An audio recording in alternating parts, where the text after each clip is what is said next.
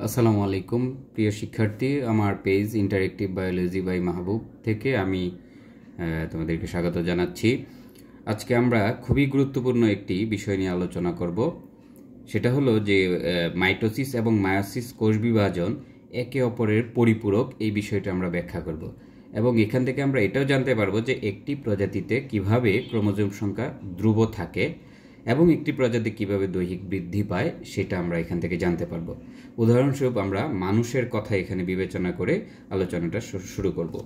প্রথমে দেখি আমরা যে একটি পুরুষ মানুষ যদি আমি বিবেচনা করি, একটি পুরুষ মানুষের প্রতিটি দেহের প্রতিটি কোষে হচ্ছে তোমার 2=46 ক্রোমোজোম থাকে, অর্থাৎ মানুষ হচ্ছে একটি ডিপ্লয়েড জীব। সেই ডিপ্লয়েড জীবের প্রতিটা কোষে 46 বা 46টা ক্রোমোজোম থাকে। অনুরূপভাবে মহিলাদের ক্ষেত্রেও ঠিক একই সংখ্যক ক্রোমোজোম থাকে। সো পুরুষ বা মহিলা প্রত্যেকেরই জননাঙ্গের জনন মাতৃকোষে মায়োসিস কোষ বিভাজনের মাধ্যমে জনন কোষ তথা গ্যামেট তথা শুক্রাণু বা ডিম্বাণু উৎপন্ন হয়ে থাকে।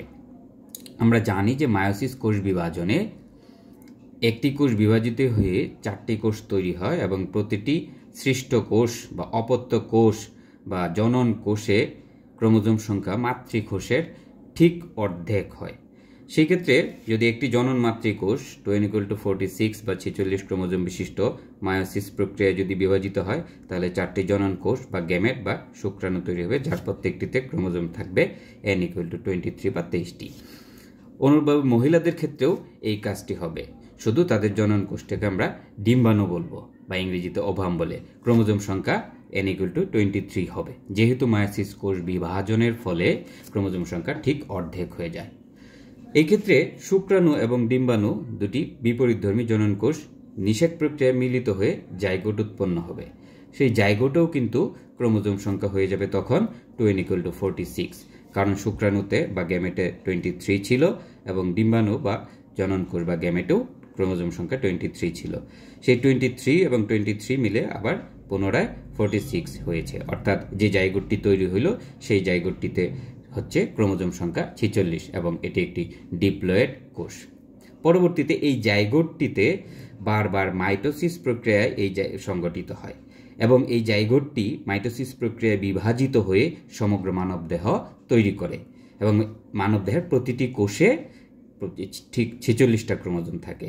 এভাবেই পরবর্তীতে সেই মানুষগুলো বা সেই মানুষটিতে আবার মায়োসিস প্রক্রিয়া যদি হয়, অর্থাৎ সেই মানুষের জননাঙ্গের জনন মাতৃকোষে যদি মায়োসিস হয়, আবার সেই গ্যামেট বা জনন কোষ তৈরি করবে 23 ক্রোমোজোম বিশিষ্ট এবং এই প্রক্রিয়াটা বারবার চলতেই থাকবে।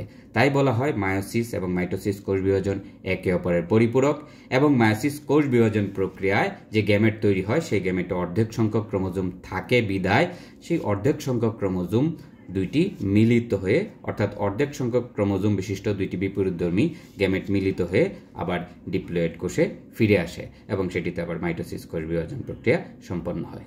Thank you.